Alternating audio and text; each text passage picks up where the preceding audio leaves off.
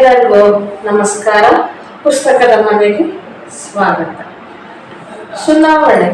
ಚುನಾವಣೆ ಅಂತ ಹೇಳಿದ್ರೆ ಇಡೀ ಒಂದು ಪ್ರಪಂಚದಲ್ಲಿ ಯಾವ ಎಲ್ಲ ರಾಷ್ಟ್ರಗಳು ಪ್ರಜಾಪ್ರಭುತ್ವವನ್ನು ಅನುಸರಿಸ್ತಾವೋ ಆ ಎಲ್ಲ ರಾಷ್ಟ್ರಗಳು ಕೂಡ ಚುನಾವಣೆಯನ್ನ ಕಂಪಲ್ಸರಿಯಾಗಿ ಅವುಗಳು ತಮ್ಮ ದಿನನಿತ್ಯದಲ್ಲಿ ರೂಢಿಸ್ಕೊಂಡಿರ್ತಾರೆ.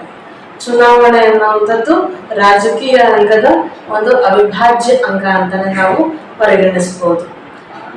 ಎಲ್ಲದರ ಜೊತೆಗೆ ಚುನಾವಣೆ ಅಂತ ಹೇಳಿದ್ರೆ ಜನರು ತಮಗೆ ಬೇಕಾಗಿರುವಂತಹ ಅಭ್ಯರ್ಥಿಗಳನ್ನ ಆಯ್ಕೆ ಮಾಡುವಂತಹ ಒಂದು ಪ್ರಕ್ರಿಯೆ ಅನ್ನುವಂಥದ್ದು ಸಾಮಾನ್ಯ ಅರ್ಥದಲ್ಲಿ ನಮಗೆಲ್ಲರಿಗೂ ಕೂಡ ಗೊತ್ತಿದೆ.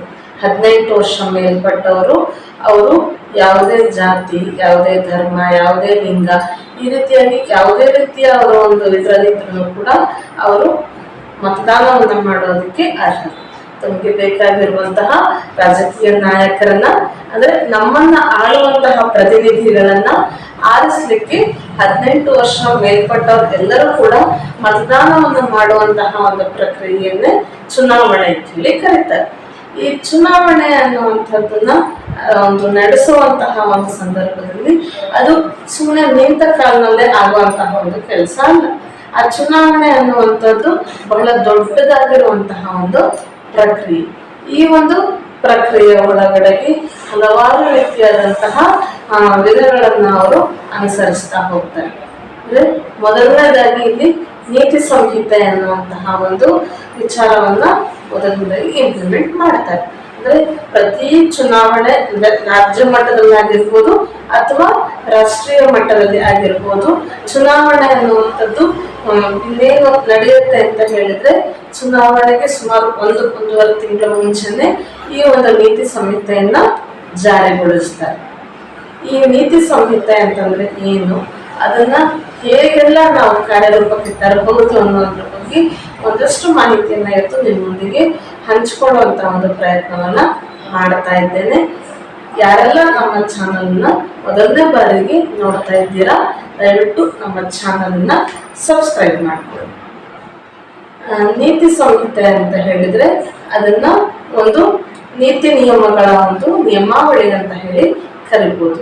ಅಂದ್ರೆ ಇದಕ್ಕೆ ರಾಜಕೀಯ ಅಭ್ಯರ್ಥಿಗಳು ಆಗಿರ್ಬೋದು ಅಥವಾ ರಾಜಕೀಯ ಪಕ್ಷಗಳಾಗಿರ್ಬೋದು, ಅವರೆಲ್ಲರೂ ಕೂಡ ಇದಕ್ಕೆ ಬದ್ಧವಾಗಿರ್ಬೇಕಾಗುತ್ತೆ. ಅಂದ್ರೆ ಚುನಾವಣೆಯ ಸಂದರ್ಭದಲ್ಲಿ ಈ ನೀತಿ ಸಂಹಿತೆ ಅನ್ನುವಂಥದ್ದು ಏನಿರುತ್ತೆ ಅವುಗಳು ಹೊರಡಿಸುವಂತಹ ಒಂದು ನೀತಿ ನಿಯಮಾವಳಿಗಳಿಗೆ ಪ್ರತಿಯೊಬ್ಬರು ಕೂಡ ಅದಕ್ಕೆ ಹೊಂದಿಕೊಂಡು ಹೋಗ್ಬೇಕಾಗತ್ತೆ.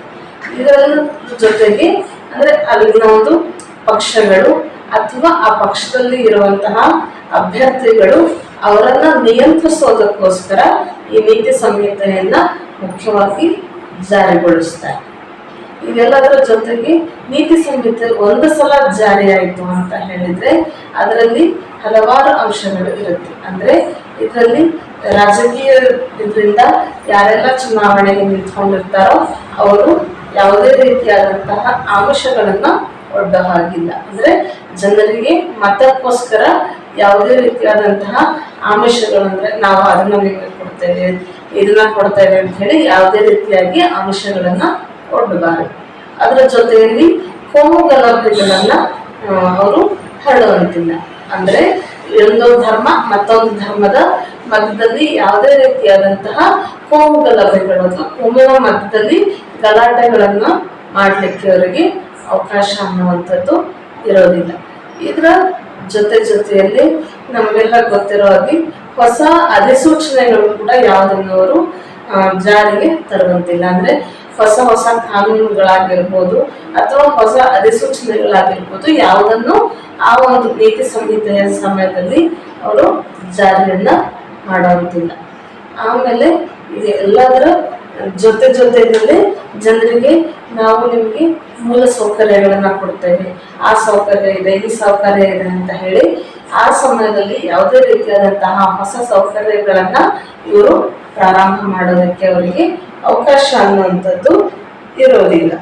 ಇದ್ರ ಜೊತೆಯಲ್ಲಿಯೇ ಅಲ್ಲಿ ಏನು ಮತದಾನಕ್ಕೆ ಅಂತ ಹೇಳಿ ನಾವು ಪ್ರತಿಯೊಬ್ಬರು ಮನೆಗೆ ಹೋಗ್ತಾರೆ ಜನರ ನಂತರ ಮತದಾನ ಕೇಳಲಿಕ್ಕೆ. ಅದಕ್ಕೆ ಅವರು ಯಾವುದೇ ರೀತಿಯಾದಂತಹ ಸರ್ಕಾರಿ ಸೌಲಭ್ಯಗಳನ್ನ ಬಳಸ್ಕೊಳ್ಬಾರ್ದು. ಸರ್ಕಾರಿ ಸೌಲಭ್ಯಗಳು ಅಂತ ಹೇಳಿದ್ರೆ ಈಗ ಸರ್ಕಾರದ ಕೆಲವೊಂದು ಮನೆಗಳಿರುತ್ತೆ ಅಥವಾ ಸರ್ಕಾರದ ವಾಹನಗಳಿರುತ್ತೆ. ಈ ಥರದ ಸರ್ಕಾರದ ಯಾವುದೇ ಸೌಲಭ್ಯಗಳನ್ನ ಅವರು ಬಳಸ್ಕೊಳ್ಳುವಂತಿಲ್ಲ.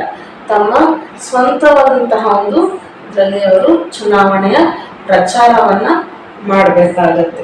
ಇದರ ಜೊತೆಯಲ್ಲಿ ಚುನಾವಣೆ ಇನ್ನೇನು ನಡೆಯುತ್ತೆ ಅಂತ ಹೇಳಿದ್ರೆ, ಚುನಾವಣೆಗೆ 48 ಗಂಟೆಗಳಿಗೆ ಮುಂಚೆ ಮತದಾನಕ್ಕೆ ಅವರೇನು ಪ್ರಚಾರಕ್ಕೆ ಹೋಗ್ತಾರೆ, ಆ ಪ್ರಚಾರವನ್ನ ಸಂಪೂರ್ಣವಾಗಿ ನಿಲ್ಲಿಸ್ಬಿಡ್ಬೇಕು. ಅದರ ಜೊತೆಗೆ ಚುನಾವಣೆಯ ಒಂದು ಎಲ್ಲಿ ನಡೆಯುತ್ತಲ್ಲ ಸ್ಥಳ, ಆ ಸ್ಥಳದಿಂದ 100 ಮೀಟರ್ ವ್ಯಾಪ್ತಿಯ ಒಂದು ಪ್ರದೇಶದಲ್ಲಿ ಯಾರನ್ನು ಕೂಡ 48 ಗಂಟೆಗೆ ಮುಂಚೆ ಅವರು ಮತದಾನಕ್ಕೆ ಅಂದ್ರೆ ಮತಯಾಚನೆಯನ್ನ ಮಾಡಲಿಕ್ಕೆ ಹೋಗ್ಲಿಕ್ಕೆ ಅವರಿಗೆ ಅವಕಾಶ ಅನ್ನುವಂಥದ್ದು ಇರೋದಿಲ್ಲ. ಭಾರತದಲ್ಲಿ ಪ್ರಮುಖವಾಗಿ ಈ ನೀತಿ ಸಂಹಿತೆ ಅನ್ನುವಂಥದ್ದು ಯಾವಾಗ ಪ್ರಾರಂಭ ಆಯಿತು ಅಂತ ನೋಡಿದ್ರೆ, ಅದು 1960ನೇ ಇಸ್ವಿನಲ್ಲಿ ಮೊದಲನೇ ಬಾರಿಗೆ ಭಾರತದಲ್ಲಿ ಅದನ್ನ ಇಂಪ್ಲಿಮೆಂಟ್ ಮಾಡ್ಕೊಳ್ತಾರೆ. ಅಂದ್ರೆ ಅದು ಮೊದಲನೇದಾಗಿ ಕೇರಳ ರಾಜ್ಯದಲ್ಲಿ ಈ ನೀತಿ ಸಂಹಿತೆ ಎನ್ನುವಂತಹ ಒಂದು ಪರಿಕಲ್ಪನೆಯನ್ನ ಮೊದಲನೇ ಬಾರಿಗೆ ಜಾರಿಗೊಳಿಸಲಾಗುತ್ತೆ. ಅದರ ನಂತರ 1962ನೇ ಇಸ್ವಿನಲ್ಲಿ ಅಂದ್ರೆ 2 ವರ್ಷಗಳ ನಂತರ ಅದನ್ನ ರಾಷ್ಟ್ರವ್ಯಾಪಿಗೊಳಿಸ್ತಾರೆ. ಅಂದ್ರೆ ಈ ನೀತಿ ಸಂಹಿತೆ ಅನ್ನುವಂಥದ್ದು ಕೇರಳದಲ್ಲಿ ಏನು ಪ್ರಾರಂಭ ಆಗಿರುತ್ತೆ ಅದನ್ನ ಇಡೀ ದೇಶಕ್ಕೆ ಇಂಪ್ಲಿಮೆಂಟ್ ಮಾಡುವಂತ ಕೆಲಸವನ್ನ 1962ನೇ ಇಸ್ವಿನಲ್ಲಿ ಮಾಡ್ತಾ ಹೋಗ್ತಾರೆ. ಇದರ ಜೊತೆಗೆ ಸರ್ಕಾರ ಯಾವುದೇ ರೀತಿಯಾದಂತಹ ಒಂದು ಸೌಕರ್ಯಗಳನ್ನು ಕೂಡ ಅಲ್ಲಿ ಆ ಸಮಯದಲ್ಲಿ ಜನರಿಗೆ ಕೊಡ್ಲಿಕ್ಕೆ ಸರ್ಕಾರಕ್ಕೆ ಅವಕಾಶ ಅನ್ನುವಂಥದ್ದು ಇರೋದಿಲ್ಲ. ಅಂದ್ರೆ ಮುಂಚೆನೆ ಏನಾದ್ರೂ ಒಂದು ಸೌಕರ್ಯಗಳ ಬಗ್ಗೆ ಅದು ಆಲ್ರೆಡಿ ಮಾತುಕತೆಗಳು ಆಗಿದ್ರೆ ಅದನ್ನ ಇಂಪ್ಲಿಮೆಂಟ್ ಮಾಡ್ಬೋದು. ಆದ್ರೆ ಈ ಸಮಯದಲ್ಲಿ ಹೊಸದಾಗಿ ಯಾವುದೇ ರೀತಿಯಾದಂತಹ ರಾಜಕೀಯ ಆಶ್ವಾಸನೆಗಳು ಅಥವಾ ರಾಜಕೀಯ ಕೆಲಸಗಳನ್ನ ಮಾಡಲಿಕ್ಕೆ ಅವರಿಗೆ ಅವಕಾಶಗಳು ಇರೋದಿಲ್ಲ. ಇದಿಷ್ಟು ನೀತಿ ಸಂಹಿತೆಯ ಕುರಿತಾದಂತಹ ಒಂದಿಷ್ಟು ಸಂಕ್ಷಿಪ್ತವಾದಂತಹ ಮಾಹಿತಿ. ಮುಂದಿನ ಒಂದು ವಿಡಿಯೋದಲ್ಲಿ ಇನ್ನೊಂದು ವಿಷಯದೊಂದಿಗೆ ನಿಮ್ಮ ಮುಂದೆ ಬರ್ತೇನೆ. ಅಲ್ಲಿವರೆಗೂ ನಮ್ಮ ಚಾನಲ್ನ ನೋಡ್ತಾ ಇರಿ. ನಮಸ್ಕಾರ.